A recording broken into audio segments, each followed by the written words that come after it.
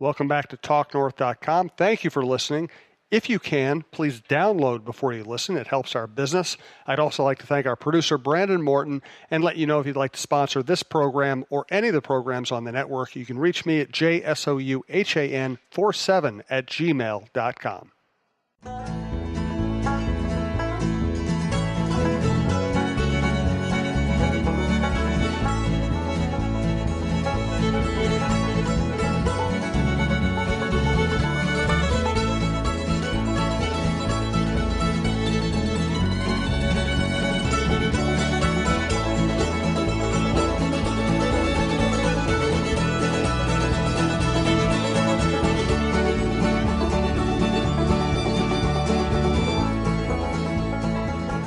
I'm living like Michael Russo.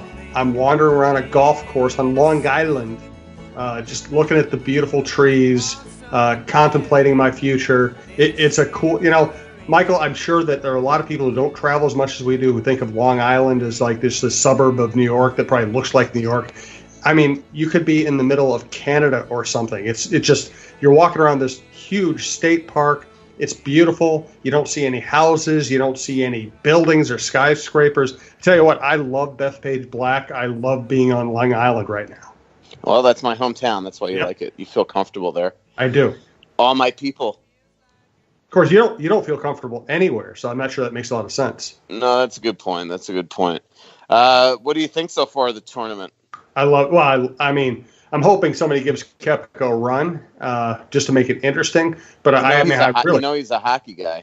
He is a hockey guy. So maybe and he's a tough guy and he's a weightlifter. But I'm serious. I love Bethpage Black. I love the fact that major championships are now being played at municipal golf courses. I love the fact that it's big and it's beautiful, and you're out in the middle of the course. You don't see anything other than trees and golf course. It's like and what I love about it is a beautiful, beautiful course and a very difficult course, but it doesn't feel like a starched shirt kind of country club. It feels like a place, because it is, that anybody can play. Yeah, no doubt. It's funny, I ran into, or I got together last night with our mutual friend Drew McCain. I remember the old amateur turned pro. He's got his Q card on the Canadian Tour, so he leaves this week for Vancouver. Great.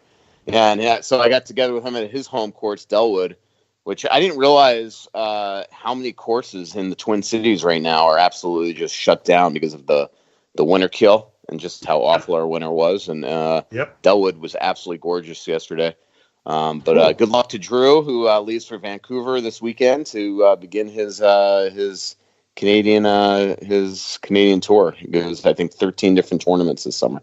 Hey, and Brooks Koepka played on every tour around the world trying to get to the PGA. It can happen. There are great success stories out here that start just like Andrew's. So good luck to Andrew. Hey, thanks to our sponsors, Twill in the Edina Galleria, Tin Shed in Savage, Fixologyrepair.com, and Tony Hoaglund, your State Farm agent. And by the way, our next live show next Wednesday night, Wednesday, 6 o'clock.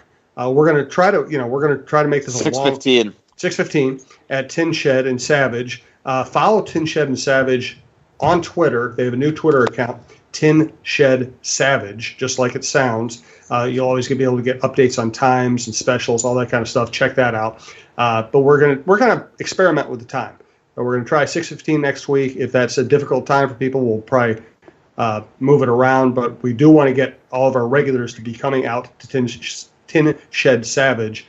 Just because we love doing the live shows, we love seeing people. So thank you to them for doing that. Charlie Coyle. Yeah, and other thing is we're going to be doing, the owner of Tin Sheds is a wild season ticket holder, so he's going to be doing monthly ticket giveaways during the hockey season. But the key to that is you got to be at the live shows, one, to sign up for the drawing, and two, if we pull your name to win tickets to a wild game, you must be there to collect. So if you are a Russo-Souhan show listener, and we have tons out there. It's amazing how many people come up to me and say that they love the show. It'd be cool to see you come out to one of these live shows, and maybe you get lucky and win some wild tickets. Absolutely. This should be a lot of fun. So Charlie Coyle is moving on. Yeah, I mean, one of Charlie Coyle, Nita Writer was, and it really is amazing the way that the Carolina Hurricanes just went belly up in this series. And, they really didn't play well the entire series. Their power play was absolutely atrocious. Their power play was atrocious pretty much the entire playoffs. And now Charlie Coyle moves on. He's playing great. That is a great team. They look primed to go on a run here. The key question is now they're going to have 10 or 11 days off, depending on how far the San Jose-St. Louis series goes. So now do they, what happens to them? Do they get rusty? How do they sink their teeth into the Stanley Cup final? But Boston goes to their third Cup final in the last 8 or 9 years. And they are a deep juggernaut right now. And the key to them is they're getting incredible goaltending from Tuukka Rask. He's been absolutely on fire, playing absolutely the best hockey of his career. And they look primed and ready to go on a potential cup run. And the second Tampa Bay Lightning were upset by the Columbus Blue Jackets in the first round. The Boston Bruins became the favorite to come out of the East, and they've absolutely lived up to those expectations so far. Tell me about the hand pass and what it might mean for replay in the NHL. Yeah, it's funny. I was listening to Coyle Campbell, who's been he's the senior vice president of hockey operations to the NHL, and I was listening to him on Sirius XM yesterday, and there's absolutely an appetite now to expand video review in the NHL. There's just been, this game has been too fast, and there are two issues here. One, the state of officiating in the league. I mean, these are veteran referees that are making mistakes. I mean, the mistake in San Jose with the major penalty, where Vegas essentially got eliminated from the playoffs because of an atrocious call by two referees, one being a veteran guy and Dan O'Halloran. This is one of the best referees in the NHL, and for him to make that mistake, it's absurd that 2 million people get to see instantaneously if these refs make a mistake, and the two referees and the two linesmen, the only 4 people in the world that matter, are not allowed to look at the replay. It's absolutely stupid. And I think it's doubly stupid, fans that think that they shouldn't expand video review. I mean, fans go crazy when these mistakes are made, and yet they're the ones that are tweeting me like, oh, no, we can't slow the game down. We can't have more video review. Well, this is a fast game, and great referees are making egregious errors on the ice. It's been all throughout this postseason. I think one big problem, though, is that this league has continually retired great refs that are still in the prime of their careers in the last several years to put a lot of these newbies in there, and they're not ready for the big show. That's not excusing Dan O'Halloran and Dan O'Rourke and Mark Joannette for making some huge mistakes, but there is clearly an appetite with video review and expanding it. Now, the question is, how far can you go? Now, the hand pass, that is one where you expect, that is not one where you normally would expect that you would even think that you need in overtime a direct puck off the glove to Erik Karlsson to end the game. That puts a team now in a real precarious position where they got to win 4 or 5 games to go to the Stanley Cup final. You don't even think of that as being added to video review. So the question is, how far can you take it? Bruce Boudreau is on the competition committee. I talked to him the other day. He's going to meet on June 11th in Toronto with Mike Babcock, 4 players, Bill Daly, Coyle Campbell, and Gary Bettman. And the things that he was going to bring up, and what's really coincidental about this is that I met with him the day that this happened, and this is something that he would have never thought of, but the 4 circumstances that he thinks that video review should be expanded is puck over the glass, these situations where the 4 referees, the 4 officials get together and they're clearly debating, and they're the only ones that can't look at the replay, and now you're just praying that they get it right and not wrong. So that one.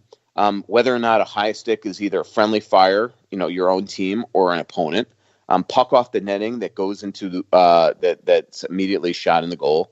Or these situations where you don't know if it should be a major penalty or not. So in other words, the Charlie McAvoy hit on Josh Anderson, which absolutely should have been a match penalty. It wasn't called that way because the referees couldn't take a second look. Or the play where Cody Aiken, where Joe Pavelski unfortunately got hurt, but it should not have even been a penalty, let alone a major, that put Vegas in a position where late in a game they even had to kill a major penalty. And again, I'm all for the fact that they shouldn't have given up 4 power play goals. But the reality is, with 100% certainty, if that incorrect call wasn't made, Vegas would have gone into the second round of the playoffs, not the San Jose Sharks. So there's a lot to unpack here. But listen to Coyle Campbell yesterday. This is going to be a huge topic at the next GM's meetings at the draft. And if it doesn't happen at the draft, it's going to be this summer. But Coyle Campbell made it extremely clear that come next season, that in some fashion, video review will be expanded in the NHL, and I think it absolutely should be. This is the Russo-Souhan Show, part of the TalkNorth.com podcast network. Check out all the shows. Subscribe at your favorite podcast app or on iTunes. We appreciate all the support. Also appreciate Twill, the Dining Galleria. Michael, I have information that a high-ranking Wild executive was shopping in Twill the other day. Oh, yeah? Nice. Divulge your source. TwillMN.com. Jim usually doesn't like to shop for clothes. I don't like it when he shops for clothes either, because he used to buy stuff I'd want to throw out. That's why I'm so glad he's found Twill in the Edina Galleria. He likes shopping there because of the comfortable environment and the friendly staff. He finds clothes that actually fit him properly and are high-quality brands that will look great for years, whether he's golfing or working. Our favorites so far are Peter Millar, Johnny O, and Barber. We spend our money at Twill because we love the clothes and we love the no-pressure shopping. Drop by Twill in the Edina Galleria for the best shopping experience and best clothes you'll find in the Twin Cities. All right, let's bust through some Twitter questions unless something else you want to get to first, Michael. No, let's go through it. North Stars Fans for Life asks, are the Wild really fixable in one season? What's a realistic expectation? Is Boston going to win the Stanley Cup? Well, I mean, a couple of questions. That's usually how I ask questions in a press conference. Yeah. Like 4 questions in. Boston, yeah, I mean, again, I think the key to them is going to be whether or not they absolutely get all rusty here in the next 10 days. You know, what is Bruce Cassidy going to do to simulate hockey? Because this is going to be a huge layoff for them. If St. Louis Blues win tonight, this is going to be an absolutely long layoff for the Boston Bruins. If they even this series, it could be as much as 10 or 11 days off. In terms of is this fixable in one season, I don't see how. I mean, this team is not even close. I question who's going to get the pucks to goal scorers. I question who's going to go score those goals. I question on this team now with guys like Niederreiter and Coyle gone, who besides Zach Parise is going to the net. I am very concerned about the way that Ryan Donato played the last 10 to 12 games of the season and his entire Iowa postseason run. He was not good at all.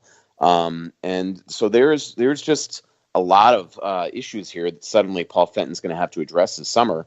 And again, you have full roster spots. I mean, they have 11 or 12 forwards on one-way contracts. So we could, again, as I've said over and over again, we could talk about all this cap space they have, but they can't just go out and get free agents because you need places for them to play. So this is going to be an interesting offseason, and I think that's where it comes down to trades. And right now, you know, as Jim wrote in the strip the other day, there's not a lot of reason to be optimistic because none of the trades that he's made really so far have been very good ones. Even now you look back at the Ryan Donato Charlie Coyle trade and the fact that draft pick, as I said at the time, does not escalate per series round. It's crazy. Again, it's another one. You're trading and Ryan Donato might be a very good player for this team for a long time. But you're trading a known quantity for an unknown quantity, and you barely get another asset for it. And you know that you are trading the known quantity to make that team a true Stanley Cup contending team. And yet the fact that he wasn't able to get another player from the Boston Bruins, and the fact that draft pick doesn't continue to escalate with every playoff round win, I think was a big swing and miss by Paul. And then you add in the known thing that I've reported a dozen times now, that they could have gotten Sean Corrali and a first-round pick for Eric Stahl, and he didn't do that. It shows you that there were other assets available for Coyle a week before the trade deadline. So, I just think that right now, when you're expecting him to make significant trades, and there's not a lot of trade assets left on this team because he traded Niederreiter, Coyle, and Granlund, it's a big concern. So obviously, Jason Zucker is the big piece right now. Where's he going? He's probably being offered to everybody in the league. What can you get for him? He's got to figure out a way to get a huge return, in my opinion, for Zuck if he's going to trade him. And then you got to make other decisions. If say they want to sign Brock Nelson or Joe Pavelski in free agency, or an Anders Lee or somebody, do you trade a Joel Eriksson Ek, and what can you get for him? If you trade Jonas Brodin, how are you replacing him? So there's a lot of question marks here, but if you look at the team, I don't see who besides those 3 guys are potentially being moved here, unless they're moving Jared, which they do not want to do. They want to re-sign him. The question is, again, if you look at your top 9 or even 12 forwards, we could talk